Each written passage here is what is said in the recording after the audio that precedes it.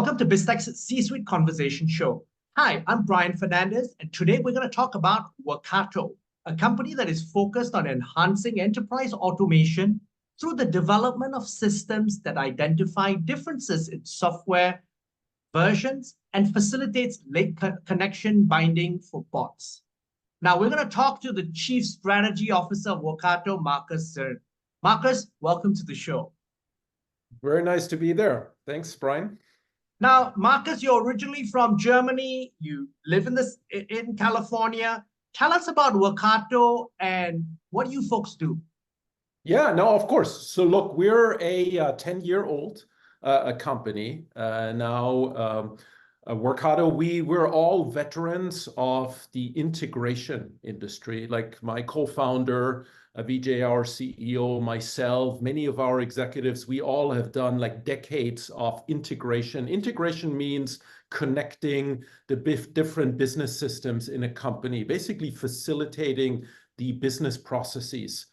And really why we founded Workato was because we felt that the way this had to be done in the past was just way too complicated.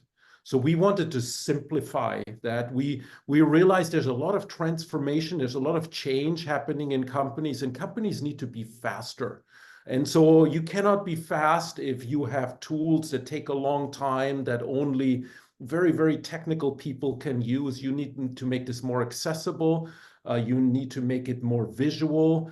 You need to pre-build things and really work on the, simplifying technology. That's what Workato is all about.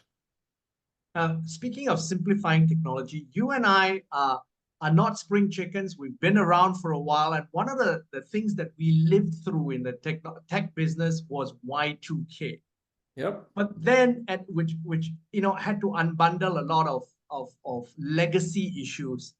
In some ways, we're also having legacy issues today. We're having legacy systems that have to be sunsetted as we retool. Walk us through this challenge that businesses are facing now and what Workato is doing to help them.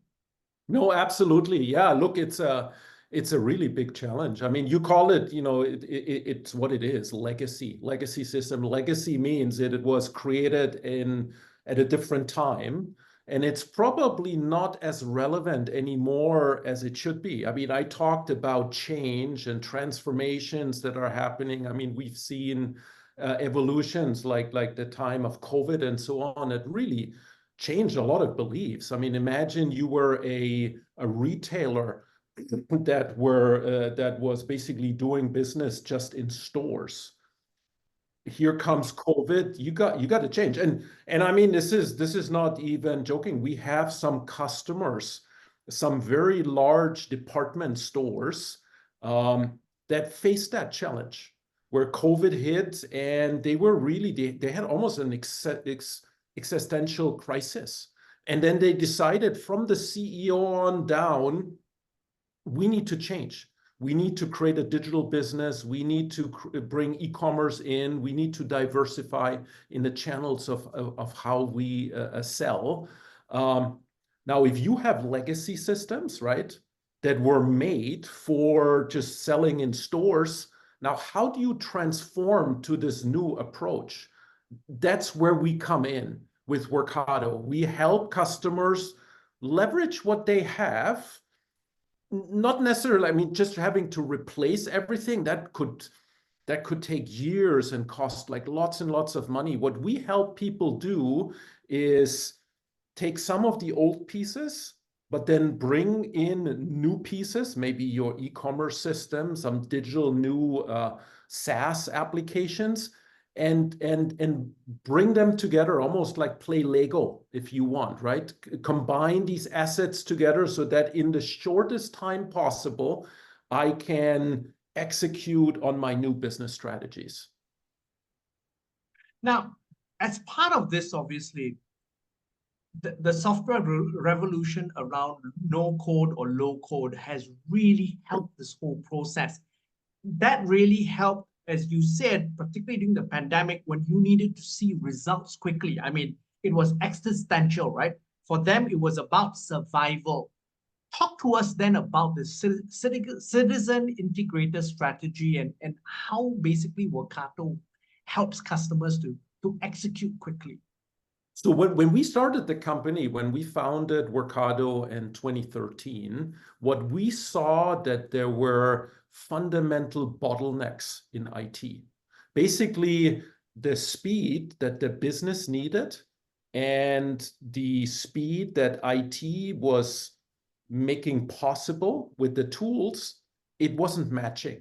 IT was too slow. It couldn't keep up with the change. And so fundamentally, I think there's two approaches. Either you make using these integrations just much, let's say you stick with the same people, but then you have to make that exercise way faster. That's one approach to tackle the bottleneck. The other approach is you say like, oh, what if I create a technology that more people can use? So you address the bottleneck in the resources. And that's what we did. So when people talk about low-code technology, typically they talk about using visual tools to build applications, user interfaces, and so on. We use the same concepts. It's all visual. It's all drag and drop. But we don't use it for building applications. We use it for connecting systems together, for what we've done for many decades for the integration. So basically, Workato has brought the low-code approach to the integration challenge. And do you then, so the whole hype of the sales pitch around low-code, no-code is the fact that folks like me who have no technical background can put stuff together. How easy is Workato's integration tools for someone to execute? Yeah, it's a big misconception. People talk about the citizen integrators, and that means like, hey, everybody now can do it. I mean, that's a tall order. I mean, it's not everybody in the company can do it. You or me, we would not be the natural builders of these kind of integrations. But what's interesting is that you want to bring teams together. We talk about this concept of a fusion team, where you have the technical resources and then you have the people who actually know how the business process works. And you want to create a team between them. And so you don't really need to know how to build everything from scratch. But if you can read the way it's done, if you can understand what the builder has done because it's visual, you can actually add value and you can become a team member of that fusion team. That's really the essence. So it's not everybody can do it, but if we can get the resource pool from like 3 people in a company to 30 people in a company who can build, that's a 10x. 10x improvement. And if we then can get 300 people to actually look and critique and help, make suggestions how to improve, then we get another 10x. It's really about simplification. It doesn't mean that everybody can do it. It's like, I'm lowering the burden. And Markus, you and I are from an era where you needed to get the large consulting firms and all to come in and spend months doing integration for 1 or 2 applications. So the world has changed very dramatically because of tools like Workato. Well, and then I think, as you mentioned, I mean, the younger the resources get, the more likely they are actually that they can do things in Workato. Because, our children, they grow up with this technology, if they're dropping something together on the screen, it's natural. It wasn't for our parents, and maybe it's a little hard for us. But the younger the resources get, the more relevant Workato is. Maybe as an example, you brought up the large consulting companies, all right? So my first job out of college, I worked for a strategy consulting firm called Booz Allen and Hamilton. And my job was actually, I was an analyst doing what was back then, it was in the 90s, was called BPR, Business Process Redesign. All right, so what I was doing, I was actually having interviews with people. I was trying to understand these business processes, and then I modeled them in a tool, but I modeled them effectively as paper, on paper. It was a visual flow, but it was just paper. And then I moved on. And when I realized coming a year later to my clients was that my paper was handed over to IT people who didn't understand the process, and there was a translation gap.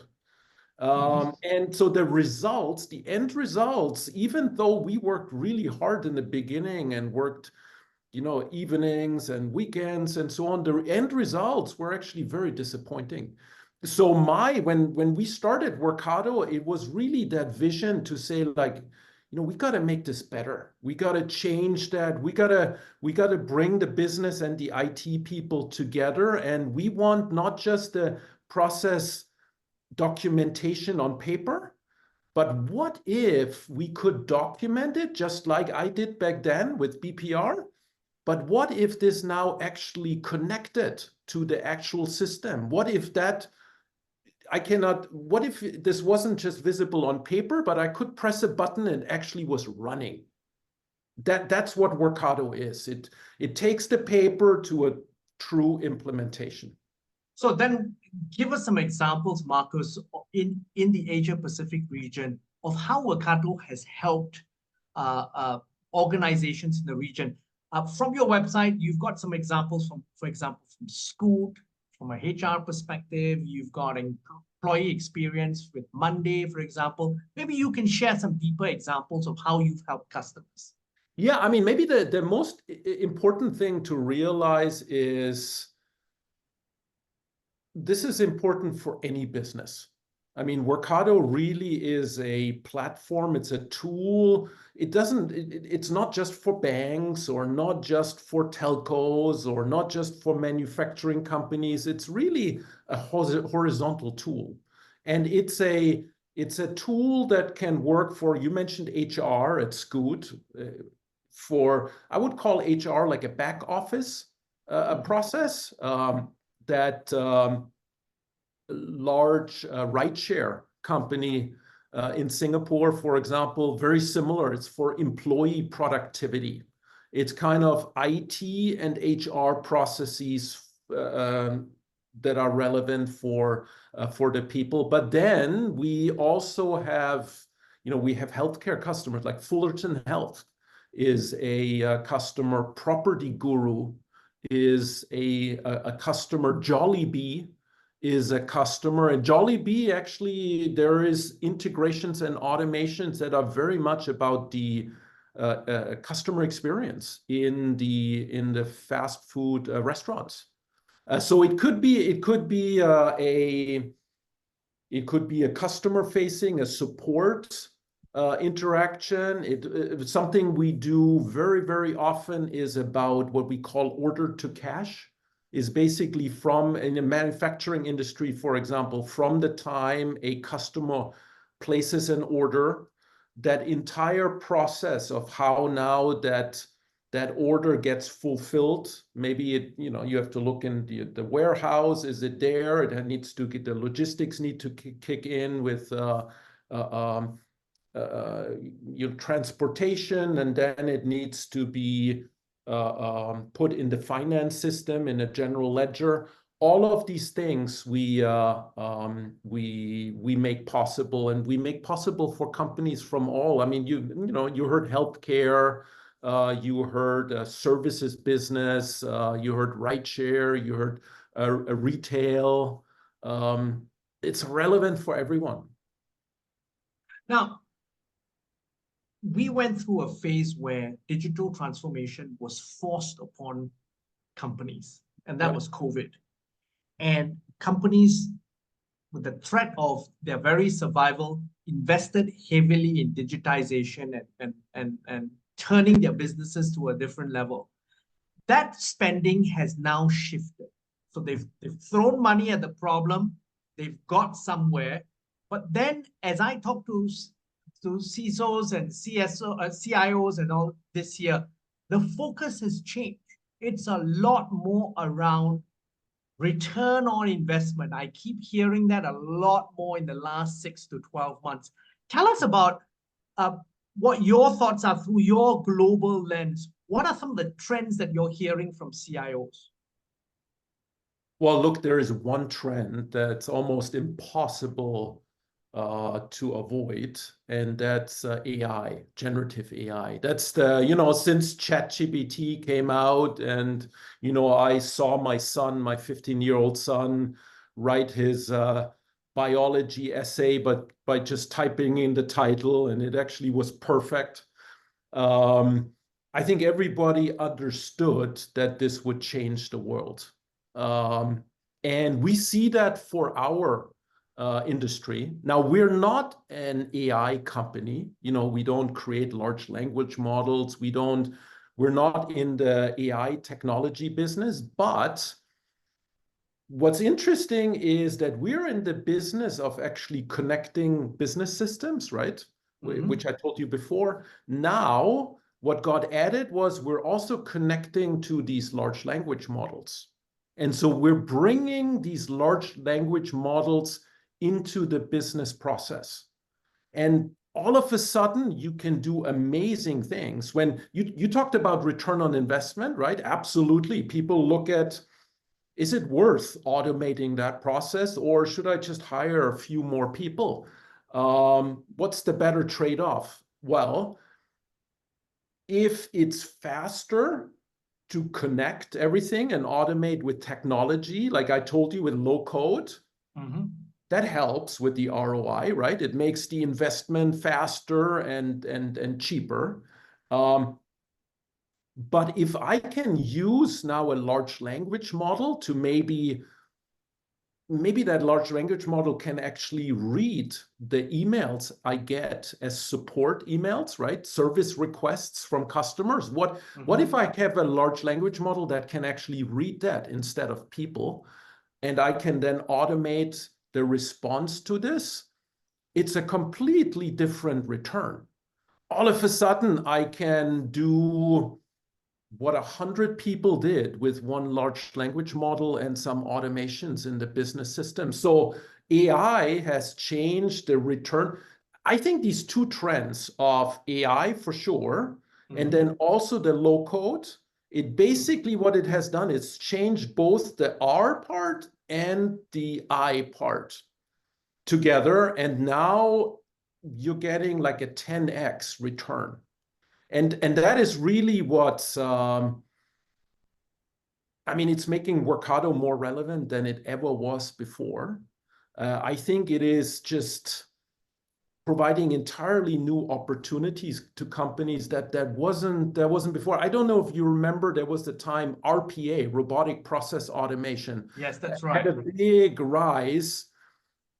Well, if you look at RPA, it did actually pretty simplistic things. It would basically address the high volume, low complexity kind of tasks in a company. It did it well, it was necessary. But now with the combination of GenAI and the Workato, I'm not limited to high volume, low complexity. I can do high complexity use cases.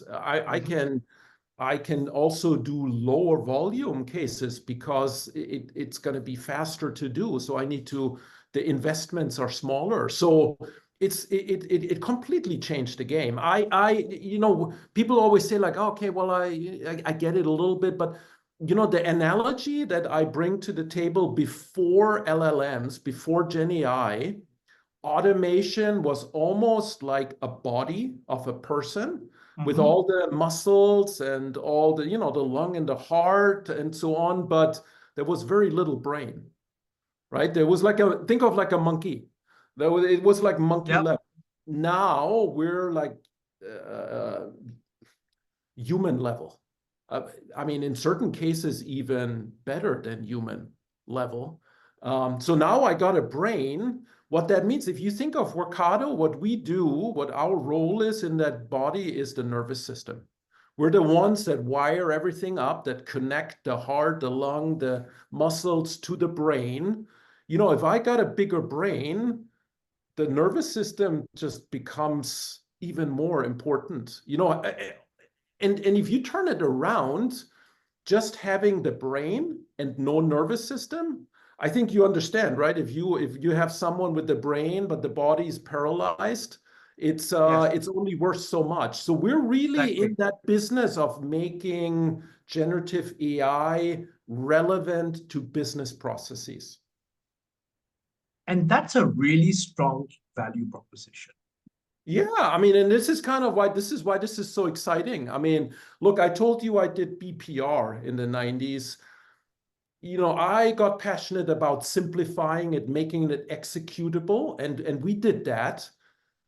But it is clear that BPR with Gen AI infused is so much more valuable.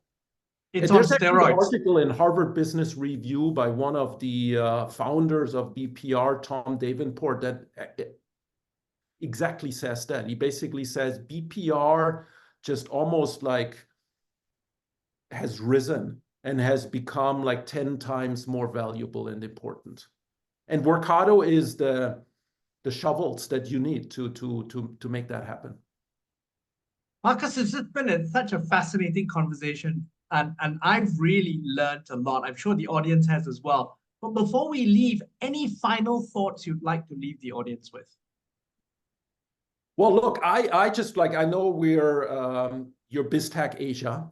I want you to know, you introduced me, like, you know, company Workato is a Californian company. We're fairly international. You got a German who's part of the executive founding team. But I want the audience also to know that we actually have a very strong connection with Asia. So Singapore is pretty much our second headquarter. About 30% of our employees are based in Asia. Most American software companies, what they have in Singapore would be the sales office. You know, we actually have development resources here. We have product managers here. We have support here. You know, we had this very interesting relationship with the University of Singapore, where we had interns from the very beginning. Even when we were 5 people and we bootstrapped in the beginning, we always had like at least 5 interns from Singapore back in California. And we started this office pretty much because we wanted to keep them when they came back home. And so it's been a really fascinating story to see how this evolved. I think as the size of company that we are, we're probably a lot more international than your typical US software company. And a lot started with that relationship with Singapore. Markus, that's a fascinating story. Thank you very much for taking your time to be on the show. Absolutely. My pleasure. Thank you, Brian. We've been speaking to Markus Zirn. He's the Chief Strategy Officer at Workato. I'm Brian Fernandez, and you've been watching and listening to Biztech's C-Suite Conversation Show. This interview will be on our website, www.biztech.asia, as well as our syndication partners, TV stations, radio stations, and websites. Thanks a lot for tuning in.